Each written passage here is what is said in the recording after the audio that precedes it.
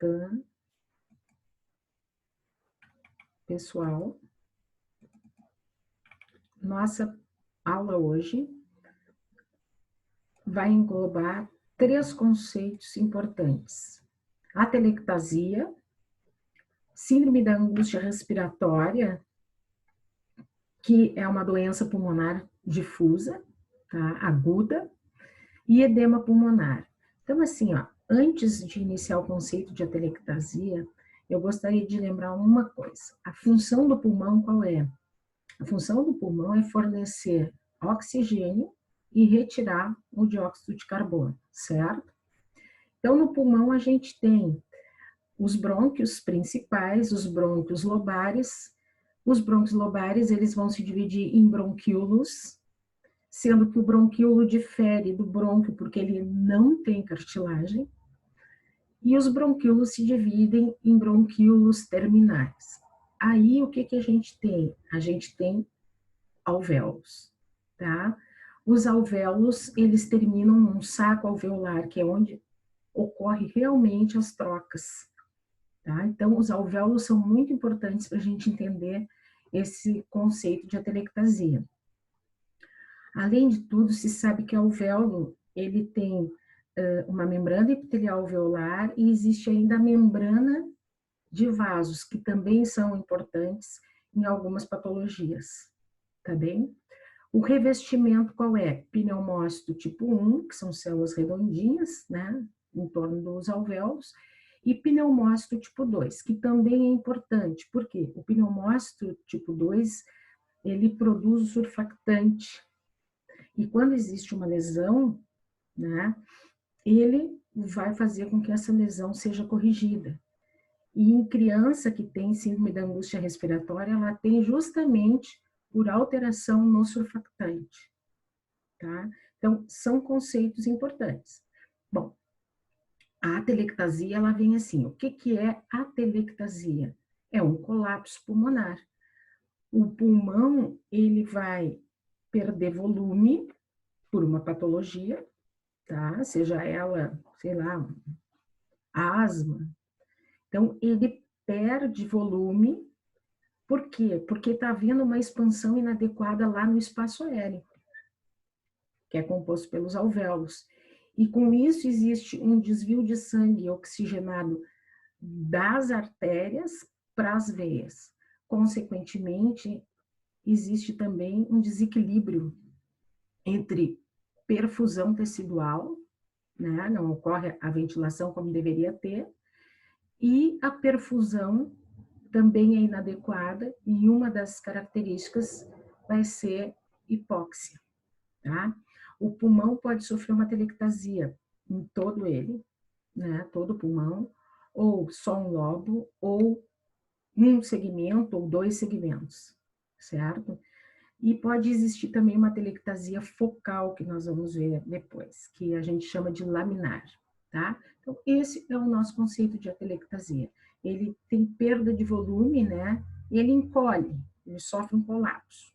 Isso é a atelectasia, tá? Ó, aqui tem uma figura esquemática que nos mostra o seguinte: um alvéolo normal, expandido, onde vão ocorrer as trocas, e do lado, tá, um alvéolo que encolheu. Ele tem atelectasia. Aqui não vai ocorrer aquela troca gasosa que a gente falou, né? E o que acontece é um problema em ventilação e em questão de perfusão, certo? É só para dizer que ele encolhe, essa figura aí, tá? Da mesma forma, nessa outra figura. Esse é um pulmão normal, e aqui a gente tem um pulmão que colapsou, tá? Que sofreu uma atelectasia, ó. Ele encurtou aqui. E isso pode acontecer, por exemplo, por um derrame pleural. Aqui nesse caso, tá? Ele está colapsado no nosso pulmãozinho. Bom, a atelectasia, ela é dividida em vários tipos. Tem 3 tipos que a gente sempre fala, que são os principais, que seria a atelectasia obstrutiva, ou de reabsorção, que a gente vai ver uma a uma, né? Obstrutiva tem alguma situação causando obstrução, e todo o conteúdo que chega antes da obstrução, ele acaba sendo reabsorvido aos poucos. Existe uma atelectasia por compressão pulmonar, por contração alaminar, que é focal, e também uma atelectasia totalmente difusa, que pode comprometer o pulmão. Então, assim, a atelectasia de reabsorção ou obstrução é o tipo mais comum, tá? A gente tem obstrução ou do brônquio ou do bronquíolo, e também a causa mais frequente é quando tem um excesso de muco ou de muco e pus, tá? Que causa a obstrução no bronquíolo, por exemplo, tá? Então, o que acontece? Tem um agente obstrutivo, o ar não consegue passar por aquela obstrução e não chega na via aérea distal, que são os alvéolos e os sacos alveolares, tá? Quais as condições que predispõem esse tipo de atelectasia? Pacientes em pós-operatório, tá? Pacientes que têm doença broncopulmonar obstrutiva crônica, e isso a gente vai estudar na próxima aula, tá? Que é bronquite crônica, asma e bronquiectasias, tá? Bronquiectasias, dilatação de bronquíolos terminais e é irreversível. A gente tem a perda total da estrutura da parede dos brônquios e bronquíolos, tá? A bronquite crônica é um processo inflamatório que até certo ponto pode ser reversível. E a asma é uma condição bastante clínica, né? Que tem aqueles períodos de exacerbação, outros períodos que não, onde existe também fenômenos do tipo hipersensibilidade com eosinófilos, tá? Neoplasias também podem produzir atelectasias, porque interrompem né, a via aérea. Um corpo estranho que foi aspirado também causa obstrução. E aí ela pode ser chamada assim, obstrutiva, porque está obstruindo, e de reabsorção, porque se tu tem muito muco e esse muco não passa, foi o que eu disse, ele vai sendo reabsorvido aos poucos.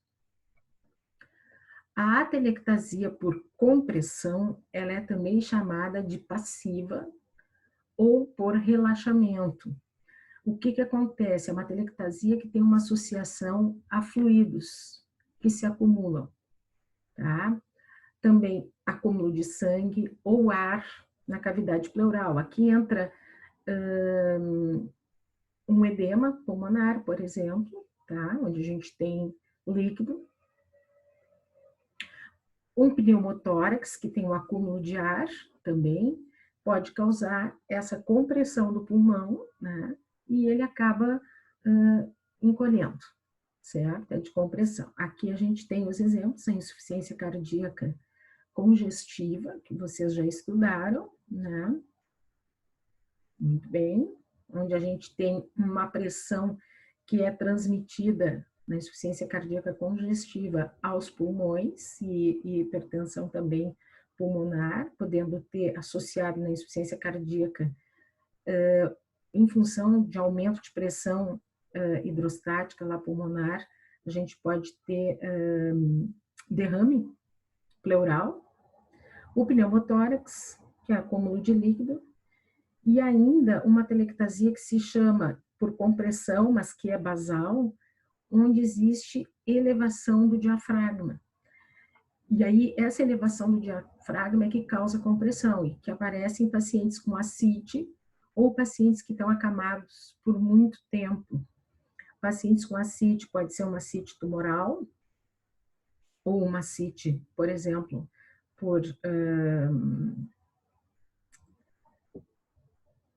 cirrose, né? Inclusive, quando tem ascite por cirrose, que o diafragma ele costuma se elevar, também existe um derrame pleural associado, né? É uma associação. Tá? Então, essas são as condições da atelectasia por compressão. Aí a gente tem a atelectasia por contração, e ela também é chamada de cicatricial, ou por cicatrização. onde existe um processo de fibrose, que pode ser focal ou que pode ser generalizado. E essa fibrose que causa contração, ela pode ser tanto do pulmão quanto da pleura, tá? Então, causa uma contração, e existe, por fibrose, dificuldade de expansão lá no nosso alvéolo. Ela seria, essa situação, as outras atelectasias, elas até podem ser reversíveis, mas a atelectasia por contração ou fibroatelectasia, ela não é reversível, porque aí já se formou a fibrose, tá? E não tem como desfazer. Esse tipo de atelectasia aparece principalmente nos pacientes que tiveram tuberculose. Vocês sabem que na tuberculose a forma de reparo, digamos assim, ela se dá por depósito de colágeno, fibroblastos, cria-se uma área de fibrose, muitas vezes até com uma cavidade, tá? Então aí, nesse sentido, isso é irreversível e pode causar uma contração do pulmão e ele fazer atelectasia. Pacientes que fazem terapia, radioterapia também, né? Eles também podem fazer, porque na radioterapia existe também os efeitos da radioterapia, como em processos inflamatórios, depósitos também de colágeno e de fibroblastos. Então, essas duas condições nos caracterizam o estado de contração ou cicatrização, tá? Aqui, ó, existe a fibroatelectasia, que compromete esse pulmão, tá? E, consequentemente, ele vai ficar menorzinho. Eu não entendo muito de raio-x, mas assim, para ter uma ideia, tá? A atelectasia laminar, ela também é chamada de subsegmentar ou discoide. E essa é mais frequente nas bases pulmonares. Na verdade, não existe uma perda de volume tão grande, tão significativa como nas outras, mas existe o que a gente chama de respiração curta, uma atelectasia pequena em bases que acontece em pós-operatório, tá? O paciente fica com um pouco de dificuldade respiratória, mas em alguns dias ele acaba recuperando a respiração normal e a atelectasia laminar também desaparece, que seria subsegmentar ou focalzinha, tá?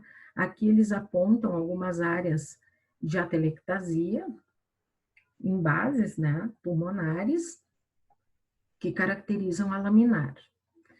E existe a atelectasia que chama-se adesiva, que se associa a distúrbios no surfactante, na produção de surfactante pelos pneumócitos tipo 2. E esses casos se associam com embolia pulmonar, tá? E com síndrome da angústia respiratória, essa área do adulto, mas a gente sabe que também tem a síndrome da angústia respiratória pediátrica, tá? Então, essa é a adesiva que aparece nessas duas condições. Bom, quais são os sintomas? Se o pulmão encolheu, tá? Colapsou, e não existe mais a expansão lá embaixo do alvéolo para fazer as trocas, a gente vai ter uma dificuldade respiratória, ventilatória, tá? A respiração passa a ser rápida e mais superficial. Não é assim aquela respiração profunda e tem mais movimentos por minuto, tá? O paciente tem uma tosse persistente, que pode ser seca, e uma dor constante no peito. Essa é a sintomatologia da atelectasia. Ainda assim, clinicamente, existe a elevação do diafragma, que também acaba causando ainda mais distúrbios no processo respiratório. O mediastino, isso em termos também de raio-x, viu? Ele eleva o diafragma, ele desloca um pouco o mediastino e a traqueia para aquele lado, né, que teve a atelectasia. O lado afetado também não tem mais aquela expansão, O murmúrio vesicular, ele vai diminuir, vocês vão auscultar, e na ausculta, o murmúrio está bem diminuído, quase não se ausculta, e quando se vai, né, fazer a percussão lá do pulmão, o som é maciço. Tá? Então, essas são manifestações que a gente vê. Tosse, dor torácica, dificuldades respiratórias, uma respiração mais superficial, diminuição de murmúrio vesicular no exame físico e maciçez na percussão, no raio-x, elevação de diafragma, deslocamento de mediastina e traqueia, tá? Para o lado afetado. Quais são os fatores de risco? Por quê? Porque, assim, como a gente falou que tem a telectasia do pós-operatório, nem todo mundo desenvolve, mas tem situações que predispõem mais a desenvolver esse tipo, né, de colapso pulmonar. Por exemplo, em criança seria a prematuridade pulmonar, e a gente sabe que ele não tem o surfactante adequado. As doenças broncopulmonares obstrutivas crônicas, que serão motivos de uma outra aula nossa, tá? Bronquite, asma, bronquiectasias. Paciente que tem confinamento no leito muito tempo acamado por alguma doença. Paciente que teve uma cirurgia abdominal ou torácica recente poderia ter um risco maior de desenvolver do que outras cirurgias. Anestesia geral também, em uso recente. Fraqueza dos músculos respiratórios. A obesidade também entra como um fator de risco, e a gente sabe que a obesidade eleva diafragma e tudo mais. Respiração superficial e pacientes que têm problemas para engolir. Por quê? Porque se o paciente tem, por exemplo, uma dificuldade de deglutição, ele pode fazer aspiração e ir para o pulmão, né, e fazer uma obstrução, certo? Então, esses são fatores de risco. Bom, o que mais? Complicações. Complicações, já se viu lá que se não chega o ar lá no alvéolo, para ele se expandir e lá, né, ele abrir seus poros e fazer as trocas gasosas, não ocorre também um bom suprimento sanguíneo e o paciente acaba fazendo como complicação hipóxia. Em algumas situações pode ocorrer a fibrose pulmonar como forma de reparo. O paciente pode fazer também uma pneumonia e ainda entrar em insuficiência respiratória, dependendo do grau de atelectasia e o tipo de lesão associada e outros fatores de comorbidades, como idade ou outras doenças associadas. Tá? Essas são as complicações das atelectasias. O diagnóstico, como vocês viram, ele é um diagnóstico que junta clínica e raio-x. Claro que também tomografia pode ajudar bastante, e também exames que vão avaliar a pressão de oxigênio e avaliar o dióxido de carbono. Mas, assim, quadro clínico é muito importante, assim como o raio-x, né? Começar sempre por coisas iniciais, ao invés de já ir lá para uma tomografia. Então, faz o processo passo a passo. Uma boa história, um bom exame físico, tá? Isso é bem importante. E o raio-x é super acessível de se fazer, muito mais que a tomografia. Mas, enfim, tudo pode ser usado para o diagnóstico. Essa é a imagem de uma peça, óbvio, de uma necrópsia, em que a gente tem um pulmão totalmente expandido e esse que já tem um pouco de retração, tá? Ele fica um pouquinho mais colapsado. Como é que acontece a telectasia? Que a gente diz que os alvéolos não se expandem. Aqui a gente até tem alguns alvéolos expandidos e nas flechas a gente tem aqui a luz do alvéolo, mas ele ficou assim, né? Todo colabado. Além disso, existe um processo inflamatório que está se estendendo pelo parênquima Esses pontinhos aqui escuros, vocês devem lembrar o que é no pulmão, ó, pontinhos escuros, que a gente chama de antracose, depósito de carbono, que é inalado, engolfado pelos macrófagos e que se depositam ou no parênquima pulmonar ou em linfonodos, certo? Então, aqui, colabado o nosso bronquíolo, alvéolo, né, que é lá embaixo.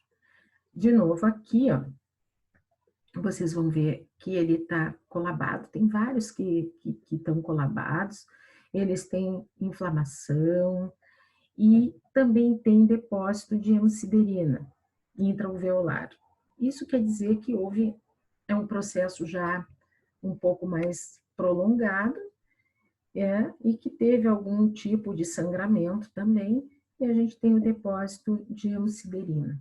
Mas o colapso alveolar é a característica histológica. Isso, claro que se pegar um paciente que tirou um pedaço do pulmão por algum motivo, mas normalmente o diagnóstico, vocês viram, não é histológico, o diagnóstico é um diagnóstico clínico e de imagem, tá?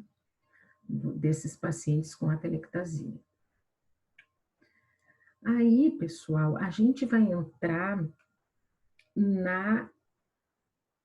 numa síndrome que é aqui está como SARA, né? Mas a gente sabe que dá em criança.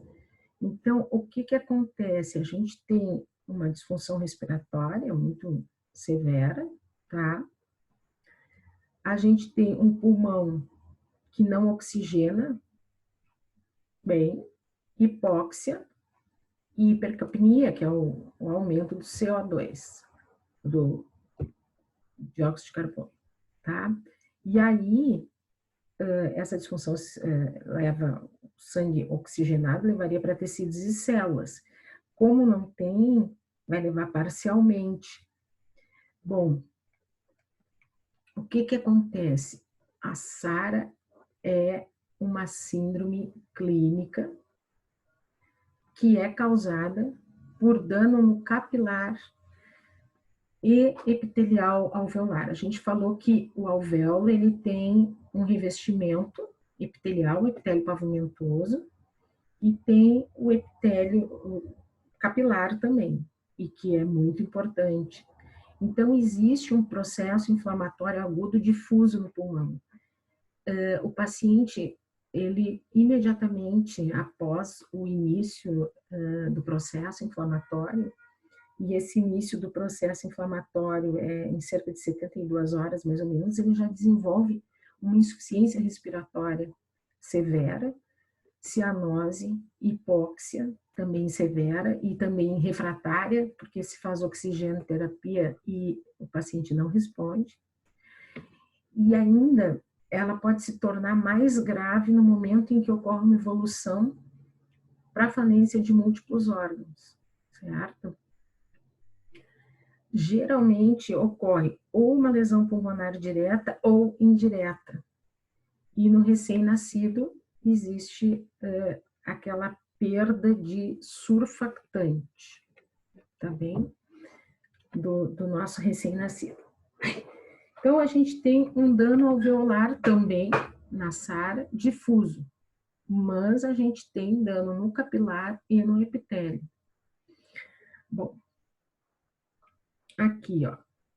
Então, não existe também aqui uma capacidade de manter as trocas gasosas, certo? Tem dois tipos dessa síndrome. A tipo 1, que é por hipóxia, onde existe um déficit de oxigenação, e aí a gente tem o colapso alveolar ou enchimento alveolar, ou das pequenas vias aéreas, então causa também atelectasia, causa também colapso. Um déficit de ventilação com hipercapnia, que é a tipo 2. E aí, essa tipo 2, né, a gente vai ter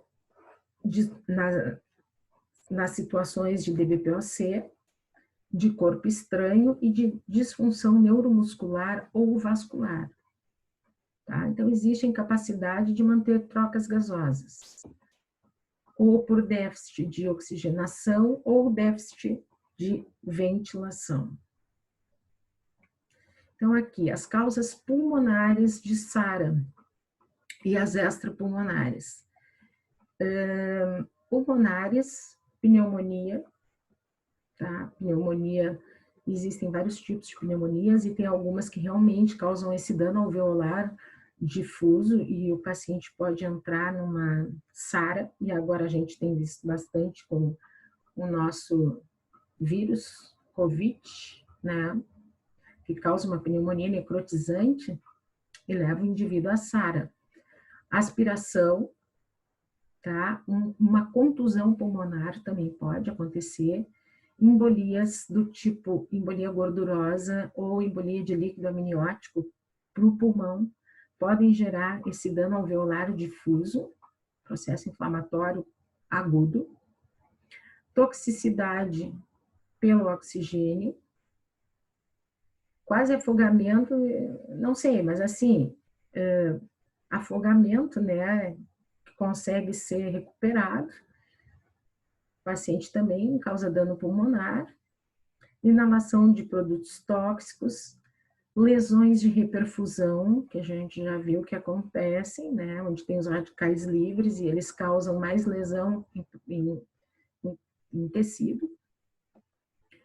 Extrapulmonar, aqui entra o paciente que tem sepse, né, que é uma disseminação bacteriana, tá, ou que faz um choque circulatório também, porque junto com o choque circulatório, muitas vezes, os dois acontecem juntos, como a gente viu, o paciente acaba fazendo um choque, sei lá, de repente, hipovolêmico, e quando a gente vê, entra aí uma sepse, uma coagulação intravascular disseminada e acaba gerando uma lesão no pulmão. Politraumatismos comprometendo o pulmão, tá? Múltiplas transfusões, pancreatite aguda, paciente que foi operado e que utilizou circulação extracorpórea, como em cirurgia de revascularização, uso abusivo de drogas, coagulação intravascular disseminada, que aí acompanha a sepse, uma boa parte das vezes, os grandes queimados, porque eles também acabam fazendo aquele choque hipovolêmico, também podem fazer sepse, traumatismo craniano, né, e eclâmpsia, que é a hipertensão maligna da gestação, com convulsões. Tá? Então, a gente tem esse quadro aí que nos mostra causas que vão fazer com que ocorra dano alveolar difuso e que se instale uma insuficiência respiratória aguda severa com cianose, tá? E que não responde à oxigenoterapia. Então, o que acontece em termos de patogenia? Como que ela se desenvolve? A gente tem aquela membrana capilar e alveolar, tá? Que representam as barreiras ali, no alvéolo, no endotélio e no epitélio alveolar. O que acontece é que aquelas condições etiológicas ali, elas podem causar um dano nessas membranas e existe a perda de barreira no alvéolo, tá? Então, existe esse conceito, que é a perda e o dano, tanto na membrana alveolar como na capilar. Mas existem também estudos e teorias que dizem assim, que a lesão pulmonar realmente ela seria causada por um desequilíbrio que acontece entre os mediadores pró-inflamatórios e anti-inflamatórios. Certo? Por quê? O que acontece? 30 minutos após a lesão aguda, começa a haver um aumento da interleucina 8, tá? Que os macrófagos, os próprios macrófagos pulmonares é que vão promover o aumento da interleucina. A interleucina 8 é um agente quimiotático para os neutrófilos, e o neutrófilo, ele representa a célula inflamatória característica, tá? Dessa síndrome da angústia respiratória. Então, ocorre, consequentemente, pelo neutrófilo, liberação da interleucina 1, do fator de necrose tumoral alfa, certo? E aí, o dano tecidual, aqui a gente tem agentes pró-inflamatórios, e os neutrófilos ativados começam a liberar as proteases, leucotrienos, que também são agentes quimiotáticos, fator ativador de plaquetas, e vai se formando um processo inflamatório agudo. A perda, como houve dano, né, nessas membranas alveolares, se tem perda de surfactante. E por isso a expansão também é dificultada, como a gente já viu, e ele acaba colabando. Então, essa teoria de que existe esse desequilíbrio, ela é bem importante, tá? E existe ainda uma interleucina chamada de 10, que ela vai agir daí um pouco diferente, como anti-inflamatório. E eu não sei se vocês viram, eu não sei se é feito ou não, mas estão fazendo um medicamento que seria, e tem lógica, né? Anti-interleucina. E há um para o Covid, porque realmente existe um processo inflamatório e a gente sabe que tem interleucinas. E esses medicamentos, eles se usa muito para doenças autoimunes, né? Para tentar reduzir o processo inflamatório. Na microscopia, tá? Bom, primeiro na macroscopia. Então, na fase aguda, porque a SARA tem uma fase aguda e uma de organização, tá? Tem gente que não sai da aguda e morre. Bom, então, a fase aguda, o pulmão ele fica bem vermelho escuro, fica bem firme, pesado e não tem ar. Tá. Na microscopia, o que a gente vê é em torno de revestimento do alvéolo, né, uma membrana hialina, que é assim, é um fluido, um líquido de edema com fibrina, tá, e células inflamatórias que se deposita e reveste os alvéolos. Na fase de organização da SARA, existe a proliferação dos pneumócitos tipo 2, que é uma tentativa de recuperar, né, a primeira camadinha do tipo 1 e de produzir mais surfactante, que é importante, certo? E pode acontecer um espessamento dos alvéolos. Numa boa parte das vezes, ou o que acontece? No estágio agudo, a gente pode ter uma fibrose intersticial e que depois ela acaba acompanhando o indivíduo e ele já não vai ter uma função respiratória tão boa. Tem gente que morre, mas tem pessoas que podem não ter sequelas crônicas, elas podem retornar em 6 a 12 meses à sua função respiratória normal, tá? Pode retornar. Tudo vai depender também de condições próprias do indivíduo, do tratamento de suporte, tá? Tanto que tem gente agora do Covid que tem SARA e que consegue curar, tem gente que morre. Então, essa é a condição. Tem a fase aguda, tem a fase de organização, dependendo muito dessa proliferação de pneumócitos 2, né? Para que ocorra uma recuperação satisfatória. Os sinais e sintomas, é claro que vai ter uma dispneia muito severa, tá? Com uma frequência respiratória maior que 35. O paciente acaba fazendo hipóxia e ele fica cianótico. Consequentemente, não existe uma boa irrigação e ele vai ter distúrbios de consciência, ele fica sonolento ou torporoso ou até em coma, e taquicárdio. Aqui eu coloquei os sintomas, eu peguei essa tabelinha e coloquei, porque ela separa sintomas de hipoxemia e de hipercapnia, que são coisas que vão acompanhar.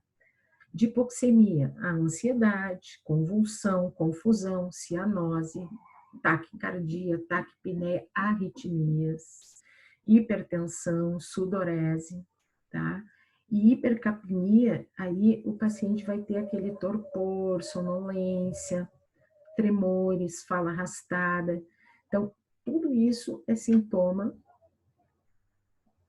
de um dano alveolar difuso e uma síndrome de insuficiência respiratória aguda. Tá? São sinais e sintomas. Então, após a lesão inicial, como eu tinha dito, nas primeiras 72 horas, cerca de 80% dos indivíduos acabam desenvolvendo a síndrome da angústia respiratória.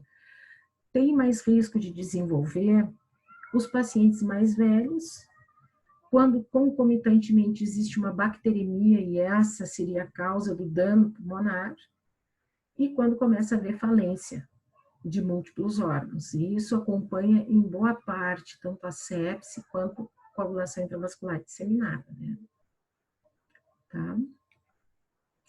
Consequências nós já vimos, a fibrose intersticial difusa, e quando desenvolve fibrose intersticial difusa e consegue sobreviver, né, a capacidade respiratória não é a mesma, ou então aqueles pacientes que em 6 a 12 meses vão desenvolver um processo respiratório já normal.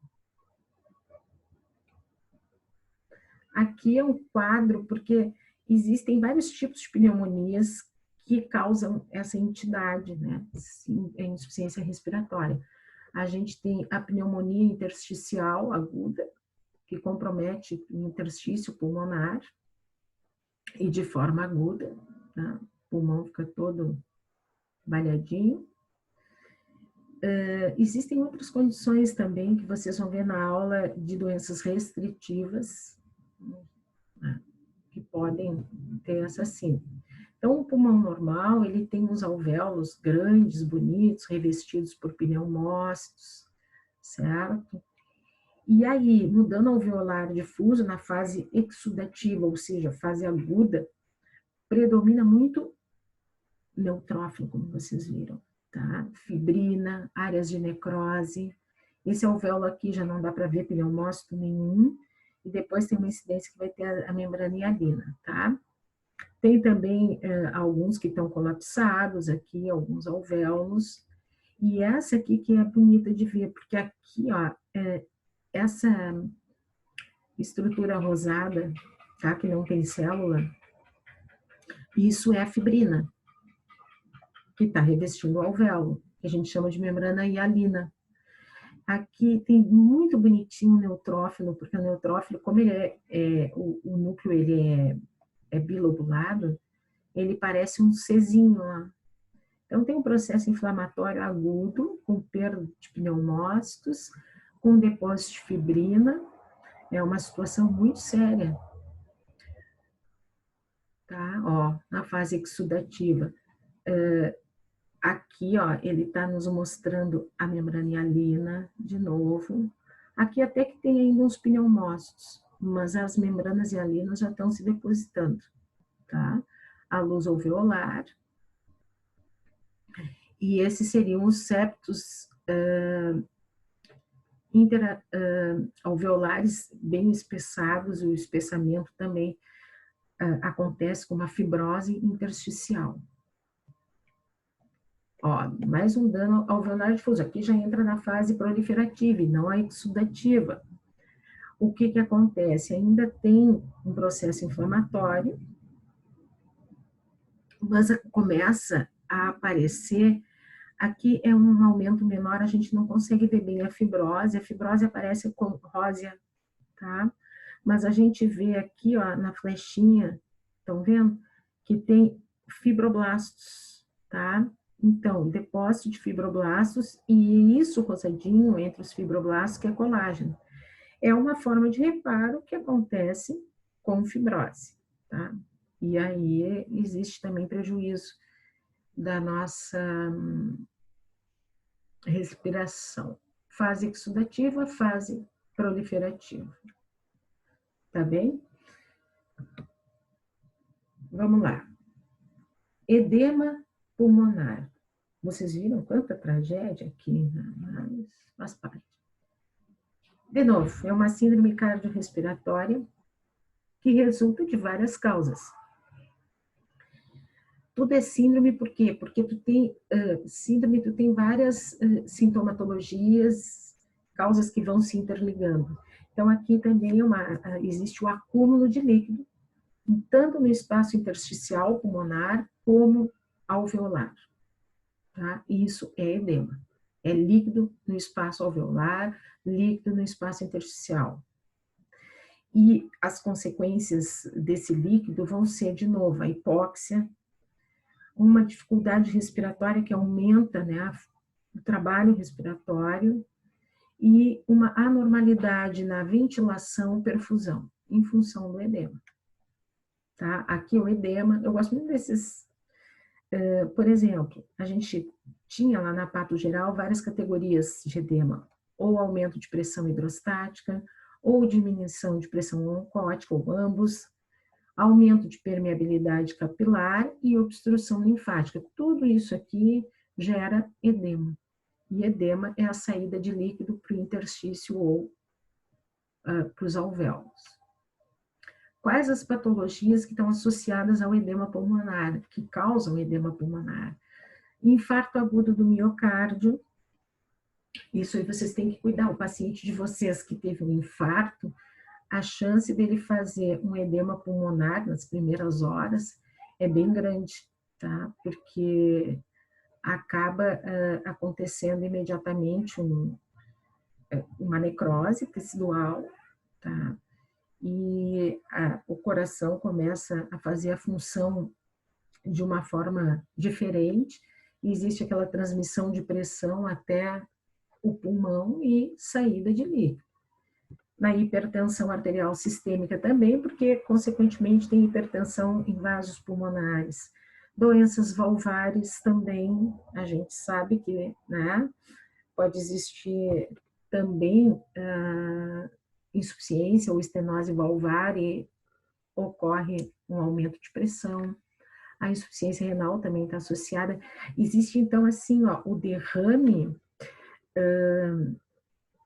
pulmonar associado a causas cardíacas, tá? Que é o infarto, é essa que eu falei, a hipertensão, doença valvar, doenças do miocárdio, como miocardiopatias, cardiopatias congênitas em criança, arritmias cardíacas, como a fibrilação atrial. Então, tudo isso vai fazer com que o pulmão lá sofra, tá? E existem causas não cardíacas de derrame pulmonar, edema pulmonar, né?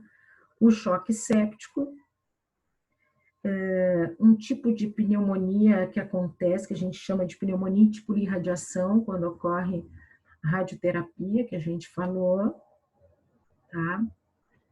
Doenças com déficit proteico, aqui existe desnutrição, anorexia, pneumonias de aspiração, uremia, afogamento, tá? E pacientes no pós-transplante renal que também podem fazer edema pulmonar, causas cardíacas e não cardíacas. Ainda tem aqui, ó, CIVD, obstrução das vias aéreas, queimaduras extensas, inalação de agentes tóxicos, politransfusão, insuficiência hepática, hipersensibilidade, síndrome da angústia respiratória, obstrução de drenagem linfática. Vocês estão vendo que os três conceitos que se viu hoje, eles são interligados, não é uma coisa lá, outra aqui. Claro que a gente está estudando assim. Mas vocês viram que na SARA a gente tem atelectasias também, na SARA a gente tem como causa edema pulmonar e também como consequência, e isso é assim, tem que ir ligando. E existem causas mistas.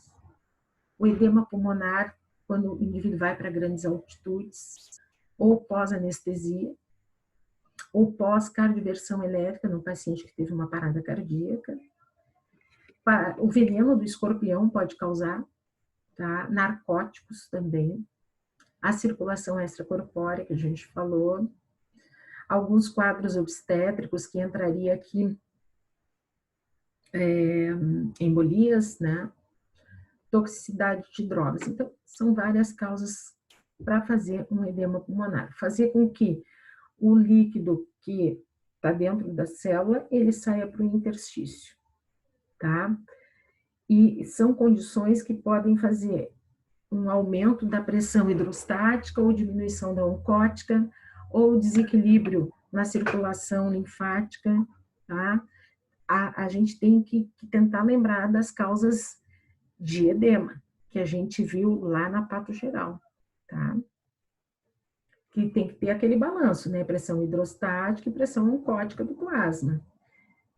Quando existe um desequilíbrio, existe saída de líquido. O líquido ele pode ser reabsorvido pelo ducto torácico, né? Pelo vaso linfático e desembocar no ducto torácico. Então, esses três são muito importantes, tá? Certo. Clinicamente, o paciente que tem edema pulmonar, ele tem dispneia. Ele começa a ficar ansioso, também quem tem dispneia fica ansioso. Tosse seca e espumosa, hemoptise, que é vômito de sangue, sensação que está se afogando, né? E o paciente tem que ficar sentado e é como se ele tivesse fome de ar, ele tenta puxar o ar.